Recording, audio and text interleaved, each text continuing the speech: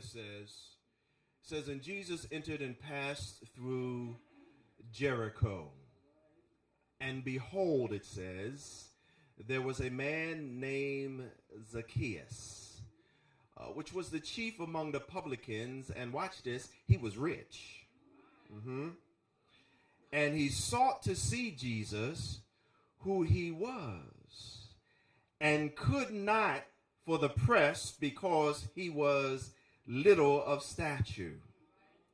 So he ran before and climbed into a sycamore tree to see him, Jesus, for he was to pass that way. Y'all still there? And when Jesus came to the place, he looked up and saw him and said unto him, Zacchaeus, make haste and come down, for today I must abide at thy house. And he made haste and came down and received him joyfully. Now, I want to talk to you. You know, we've been dealing with a topic. I'm working on something. Y'all remember that last time we were together?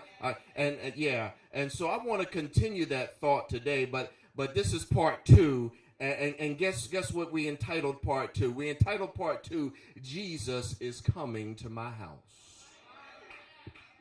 Been through something, you can testify how God brought you out. Do I have a way? I believe there's somebody here who can testify that God answers prayer. Yeah. I believe somebody in here knows that when you called him, he answered, and when you sought him, he was found, because God is a prayer answering God. Do I have a witness in this place? Can we just have church for about 2 minutes? Because when I call him, somebody say, God will answer.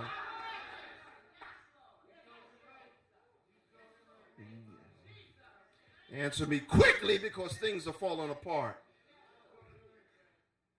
Because when nobody else could help, God stopped in. Yeah. Go ahead right now and just give God thanks for stepping in. Give him thanks for stepping in. I needed him and he stepped in. I needed help and he stepped in. I needed direction and he stepped in. I needed to know how to handle it, and God, just go ahead and give him thanks right now for stepping in. You were about to lose it, but God stepped in. You were about to quit, but God stepped in. Can we just give God a great big praise because God stepped in? I wish I had somebody up in this church that don't mind saying, yeah, I was up against it, but God stepped in. He could have said, forget you. I'm not going through all this. I'm not going to the welfare office. I'm not sitting here for 8 hours waiting on some food stamps. I'm not going to do any of this. Forget all of y'all. I'm going back home. I don't need to see you that bad. But guess what? He know he needed Jesus. Do I have anybody in here that's determined, regardless how the crowd is trying to push you back, you still want to get where Jesus is? What people said, or what people thought about him, and as ludicrous as it was, being a rich man and one of stature, Zacchaeus climbed a tree. And here it is, and then I'm going to get out of your way. Here it is, because I know we have communion. Here it is. When Jesus came to the place,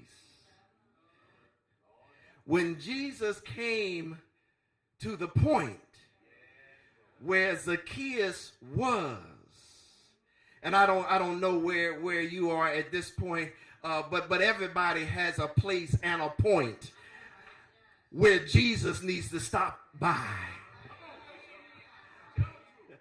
Just watch this one more thing, and then I'm through. And when the people saw it, the text says they murmured.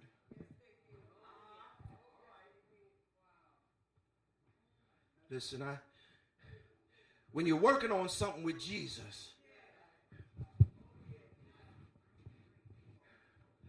I don't care what they say. I don't care what they do. I don't care how they feel.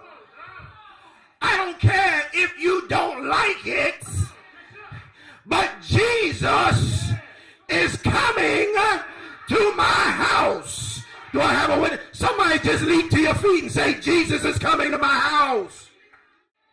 Yeah, let me make it clear right now. I don't care if you agree. That's just too bad. I don't care. I'm not perfect. I don't have it all together. I haven't worked it all out. I'm still a little rough around the edges. I still mess up from time to time. But whether you like it or not, if I could get about 4 or 5 people up in here that would just make this announcement that I don't care, Jesus is coming to my house.